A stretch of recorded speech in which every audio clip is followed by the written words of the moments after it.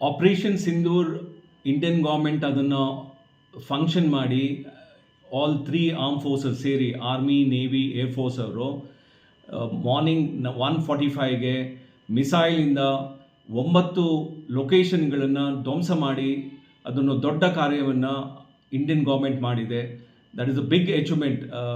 ಯಾಕೆಂದರೆ ಬೆಲ್ಗಾಮಲ್ಲಿ 26 ಜನ ನಾರ್ಮಲ್ ಕಾಮನ್ ಮ್ಯಾನನ್ನು ಟೆರರಿಸ್ಟ್ ಅವರು ಸಾಯಿಸಿರೋದ್ರಿಂದ ಇದು ಒನ್ ಆಫ್ ದಿ ಪ್ಯುನಿಟಿ ಆ್ಯಕ್ಷನ್ ಯಾವ ಇಂಡಿಯನ್ ಗೌರ್ಮೆಂಟ್ ತಗೊಂಡಿದೆ. ಅದಕ್ಕೆ ಪ್ರತಿಯೊಬ್ಬ ಭಾರತೀಯರು ಒಂದು ಖುಷಿಯಾದ ಒಂದು ಸಂಭ್ರಮವನ್ನು ಆಚರಿಸುವಂಥ ದಿನ ಆಗಿದೆ. ಬರೀ ಇದೊಂದು 9 ಲೊಕೇಶನ್ ಅಲ್ಲ, around more than 125-200 locations entire POKಯಲ್ಲಿ ಇರೋದ್ರಿಂದ ನನ್ನ ಪ್ರಕಾರ ಇಸ್ ಆಲ್ರೆಡಿ 24 hours ಮೇಲೆ ಆಗಿದೆ ಫಸ್ಟ್ ಸ್ಟ್ರೈಕ್ ಮಾಡಿರೋದು ಫೇಸ್ 1 ಫೇಸ್ 2 ಆ್ಯಕ್ಷನನ್ನು ನಾವು ಕಂಟಿನ್ಯೂಸ್ ಆಗಿ ಇದನ್ನು ಮಾಡ್ತಾನೆ ಇರಬೇಕು. ಅದರ್ವೈಸ್ ಪಾಕಿಸ್ತಾನಕ್ಕೆ ಕನ್ವೆನ್ಷನಲ್ ವಾರ್ಫೇರ್ ಮಾಡುವಂಥ ಶಕ್ತಿ ಇಲ್ಲದ್ರಿಂದ ಅವರು ಬರೀ ಟೆರರಿಸಮನ್ನೇ ಒಂದು ಗೊಂಬೆಯಾಗಿ ಇಟ್ಕೊಂಡ್ಬಿಟ್ಟು ನಮ್ಮ ಪಾಕಿಸ್ತಾನದವರು ಶ್ರೀನಗರು, ಬಾಂಬೆ, ಮೆಟ್ರೋ ಸಿಟಿಯಲ್ಲಿ ಕಳಿಸುವಂಥ ಚಾನ್ಸಸ್ ಜಾಸ್ತಿ ಇದೆ.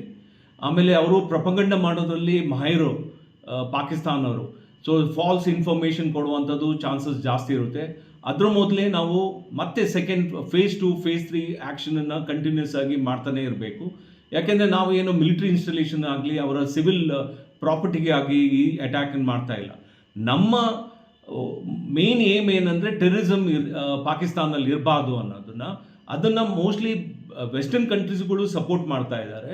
ಸೊ ಈ ನೆಕ್ಸ್ಟ್ ನಮ್ಮದು ಒಂದೇ ರಿಕ್ವೆಸ್ಟ್ ಏನಂದರೆ ಇಂಡಿಯನ್ ಗೌರ್ಮೆಂಟಿಗೆ ಫೇಸ್ 2, ಫೇಸ್ 3, ಫೇಸ್ 4 ಕಂಟಿನ್ಯೂಸ್ ಆಗಿ ಇದನ್ನು ಇಟ್ಕೊಂಡು ನಡೆಸಲಿ ಅಂತ ನನ್ನ ಅನಿಸಿಕೆ ಇದ್ದರು ಆ್ಯಸ್ ಎ ಎಕ್ಸ್ ಆರ್ಮಿಯಲ್ಲಿ ಇರೋದ್ರಿಂದ. ಆಮೇಲೆ ಈಗ ನಮ್ಮ ಜನತೆಗೆ ಒಂದೇ ಏನೇ ಕೇಳೋದು ಅಂದರೆ, ಈಗ ಎಷ್ಟೋ ಜನ ಆರ್ಮಿ, ಏರ್ಫೋರ್ಸ್, ನೇವಿಯವರು ವಿತೌಟ್ ರಿಸರ್ವೇಷನ್ ವಾಪಸ್ ಯೂನಿಟಿಗೆ ರಿಪೋರ್ಟ್ ಮಾಡ್ತಾ ಇದ್ದಾರೆ.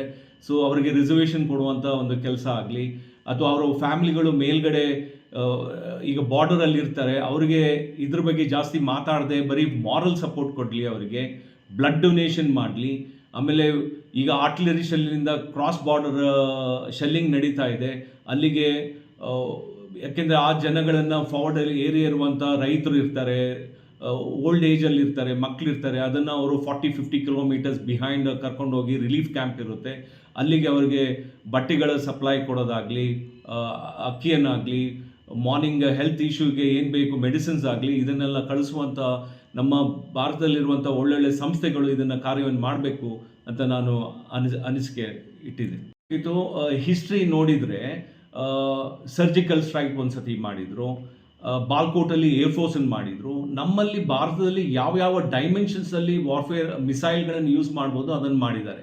ಈ ಸತಿ we have not cross the air space ಅಥವಾ ಅವರ ಬಾರ್ಡರ್ನೂ ಕ್ರಾಸ್ ಮಾಡಿಲ್ಲ. ಬರೀ ಮಿಸೈಲನ್ನು ಯೂಸ್ ಮಾಡಿಕೊಂಡು ಆರ್ಮಿ, ನೇವಿ, ಏರ್ಫೋರ್ಸ್ ಇದು ಮಿಸೈಲ್ ಯೂಸ್ ಮಾಡಿಕೊಂಡು 9 ಟಾರ್ಗೆಟ್ಸನ್ನು ಧ್ವಂಸ ಮಾಡಿದ್ದೀವಿ. So I think this is the best. All dimensions of ಇದನ್ನು ಸ್ಪೇಸನ್ನು ಯೂಸ್ ಮಾಡಿಕೊಂಡು ಮಾಡಿದ್ದೀವಿ. ಇದನ್ನು ಕಂಟಿನ್ಯೂ ಮಾಡ್ತಾ ಇರಬೇಕು. Every time we are giving A surprise. First ಸತಿ ಸರ್ಜಿಕಲ್ ಸ್ಟ್ರೈಕ್ ಮಾಡಿದ್ವಿ, ಒಂದು ಸತಿ ಏರ್ ಸ್ಪೇಸ್ ಮಾಡಿದ್ದೀವಿ, ಈಗ ಮಿಸೈಲ್ ಯೂಸ್ ಮಾಡಿದ್ದೀನಿ. So before they think something else, ನಾವು ಡಿಫ್ರೆಂಟ್ ಟೈಪ್ ಆಫ್ ಆರ್ಮರಿ ವೆಪನನ್ನು ಯೂಸ್ ಮಾಡಿಕೊಂಡು ಅದನ್ನು ಡಿಸ್ಟ್ರಾಯ್ ಮಾಡೋದು ಒಳ್ಳೆ ಕೆಲಸ ಅಂತ ತಿಳ್ಕೊತೀನಿ. ಇಟ್ ಈಸ್ ಆ ಮೈಂಡ್ಸೆಟ್ ಆಲ್ರೆಡಿ ಈಗ ಪ್ರೆಸೆಂಟ್ ಗೌರ್ಮೆಂಟಿಗೆ ಇದೆ. But this is not the right time ಅನಿಸುತ್ತೆ. ಆ ಪ್ರಿಪರೇಷನ್ನ ನಾವು ರೆಡಿ ಮಾಡ್ಕೋಬೇಕು. It will take time, right? War is not easy. It will cost human being, ಆಮೇಲೆ ಎಕನಾಮಿ ಎಲ್ಲನೂ ಡಿಸ್ಟ್ರಾಯ್ ಆಗುತ್ತೆ. ನಾವು ಈ ಒಳ್ಳೆ ಪೇಸಲ್ಲಿ 3 ಟ್ರಿಲಿಯನ್ ಕ್ರಾಸ್ ಆಗಿದ್ದೀವಿ. ನಮ್ಮದು ಏಮ್ ಇದೆ by 2047 we go to reach 5 trillion. So ಆ ಟೈಮಲ್ಲಿ ಇದನ್ನು ಜೊತೆಗೆ ತೊಗೊಳ್ಳೋದು ಅಷ್ಟು ಈಸಿ ಆಗಲ್ಲ. ಸೊ ಇನ್ ಅ ಲಾಂಗ್ ಟರ್ಮಲ್ಲಿ ಪ್ಲ್ಯಾನ್ ಮಾಡಿ that we can keep it, ಆ ಪ್ಲ್ಯಾನನ್ನು ಮಾಡಬೇಕು ಅಂತ ತಿಳ್ಕೊಂಡು. I think one of the entire ವರ್ಲ್ಡಲ್ಲಿ one of the best arm force ಅಂದರೆ India. Morally, mentally, physically one of the toughest forces ಅಂದರೆ ಇಂಡಿಯಾ ಇರುತ್ತೆ. So we may not have A best of equipment. ಇದನ್ನು ಪ್ರತಿ ಕಡೆ ತೋರಿಸಿದ್ದೀವಿ. ಯಾಕೆಂದರೆ Indian piece keeping ಫೋರ್ಸನ್ನು ನಾವು ಬೇರೆ ಕಡೆ ಕಳಿಸಿದಾಗ ಯಾವಾಗಲೂ ಏನೇ ಒಂದು ಪ್ರಾಬ್ಲಮ್ ಆದರೆ ಫಸ್ಟು ಇಂಡಿಯನ್ ಆರ್ಮಿನೇ ಕರೆಯೋದು ಅಲ್ಲಿಗೆ ಆಪ್ರೇಷನ್ನ ಸಾಲ್ವ್ ಮಾಡೋಕ್ಕೆ. ಸೊ ಇದನ್ನು ಪ್ರೂವ್ ಮಾಡಿದ್ದೀನಿ. We are going to prove further again.